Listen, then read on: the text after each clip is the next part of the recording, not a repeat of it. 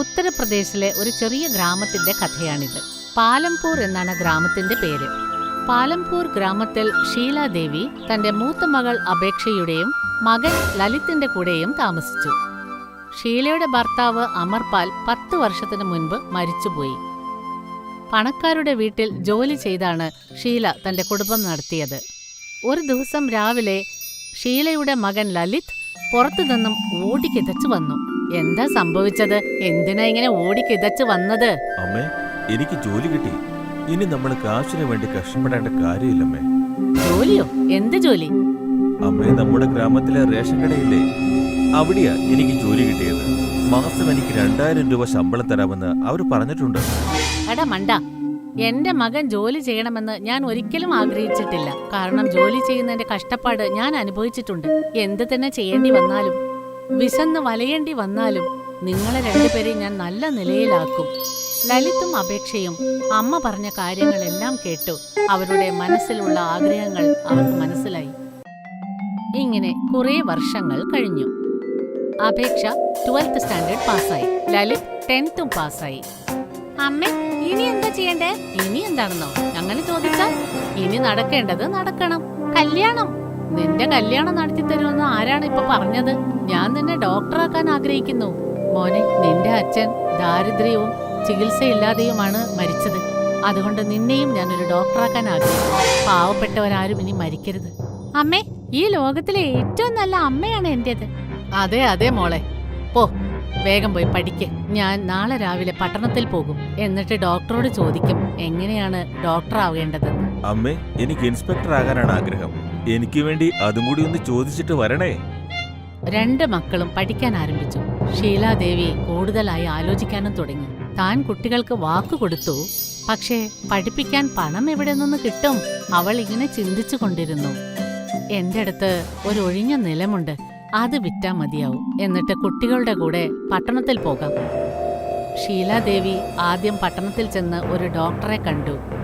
വരൂ ആന്റി, എന്താ നിങ്ങളുടെ പ്രശ്നം? എനിക്ക് ഇംഗ്ലീഷിൽ പറഞ്ഞാൽ മനസ്സിലാവില്ല. അസുഖം എന്താണെന്ന് പറയൂ. എനിക്ക് ഒരു അസുഖവുമില്ല. ഒരു വിവരം അറിയാനാ വന്നത്.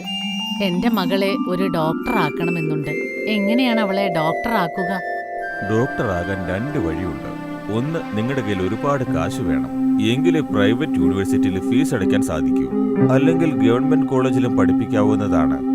എന്റെ അടുത്ത് കൂടുതൽ പണമൊന്നുമില്ല, പക്ഷെ ഇതെന്റെ ഒരു സ്വപ്നമാണ്. എന്നാ നിങ്ങൾക്ക് ഗവൺമെന്റ് കോളേജിൽ ചേർക്കാം. പക്ഷേ അതിന് ഒരു എക്സാം എഴുതേണ്ടതുണ്ട്. NEET നീറ്റ് എന്ന് പറയും. ഇതിനു വേണ്ടി ഒരുപാട് കഷ്ടപ്പെടേണ്ടതുണ്ട്. നിങ്ങൾ വീട്ടിലൊരു മൊബൈൽ വാങ്ങി യൂട്യൂബ് വഴി കോച്ചിങ് എടുക്കാം.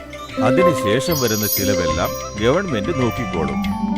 ഷീല അവിടെ നിന്നും വന്നു. പക്ഷേ അവൾക്കിപ്പോൾ ഒരു മൊബൈൽ വേണം.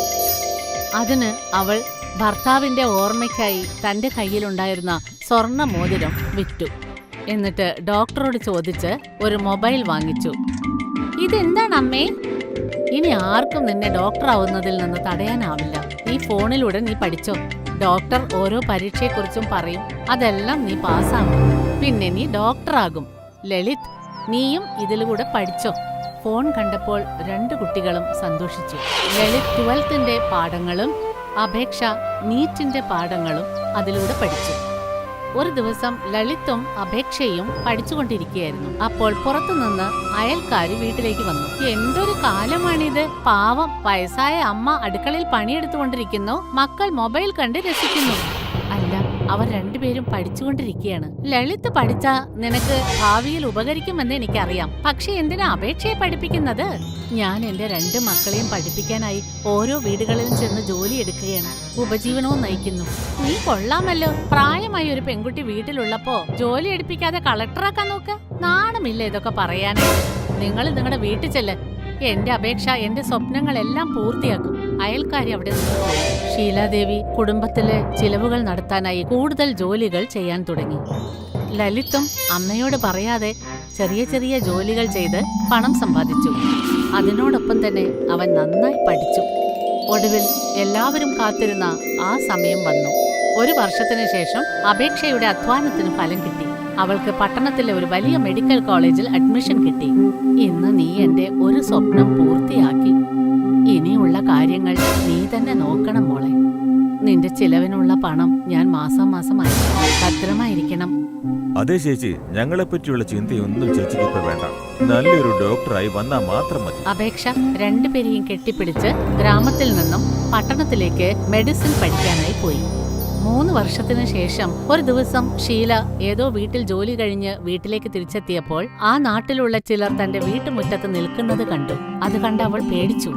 ആളുകളെ മാറ്റി അവൾ വീട്ടിനകത്തേക്ക് പ്രവേശിച്ചു. ലളിത്, എന്തെങ്കിലും പ്രശ്നമുണ്ടോ? അതെ അമ്മേ, ഇന്ന് അമ്മയുടെ മോനുണ്ടല്ലോ ഇൻസ്പെക്ടർ ആയിരിക്കുകയാണ്. എന്റെ അധ്വാനം ഇന്ന് ഫലം തന്നു. എനിക്കിപ്പോൾ ആത്മതൃപ്തിയായി. അവൾ കരയാൻ തുടങ്ങി. 1 വർഷത്തിനു ശേഷം ലളിത് ഡ്യൂട്ടിയിൽ ജോയിൻ ചെയ്തു. അമ്മ കാരണം അവൻ ഗ്രാമത്തിൽ നിന്ന് പോയില്ല. കാരണം അമ്മയ്ക്ക് ഗ്രാമത്തിൽ താമസിക്കാനായിരുന്നു ഇഷ്ടം. എന്നാൽ ഇപ്പോൾ അവരുടെ വീടിന്റെയും പോക്കറ്റിന്റെയും സൈസ് മാത്രം വലുതായി. 5 വർഷത്തിനു ശേഷം അപേക്ഷയും തന്റെ PGയും UGയും പൂർത്തിയാക്കി വീട്ടിലേക്ക് തിരിച്ചു വന്നു. ഡിഗ്രി സർട്ടിഫിക്കറ്റും ക്യാപ്പും അമ്മയെ ഏൽപ്പിച്ചു. ആ ദിവസം ഷീല സന്തോഷം കൊണ്ട് കരഞ്ഞു. കാരണം അവളുടെ ഏറ്റവും വലിയ സ്വപ്നമാണ് മക്കൾ പൂർത്തിയാക്കിയത്. അമ്മയുടെ ആഗ്രഹപ്രകാരം അപേക്ഷ ഗ്രാമത്തിൽ ഒരു ആസ്പത്രി തുറന്ന് സൗജന്യ ചികിത്സ നടത്തി. എല്ലാ പണവും ലളിതാണ് ചെലവാക്കിയത്. ആസ്പത്രിക്ക് അവർ ഷീല അമർപാൽ എന്ന് പേരിട്ടു. ഇപ്പോൾ അവർ 3 പേരും പാവപ്പെട്ടവരെ സൗജന്യമായി ചികിത്സിച്ചു. അങ്ങനെ എല്ലാവരും സന്തോഷത്തോടെ ജീവിച്ചു.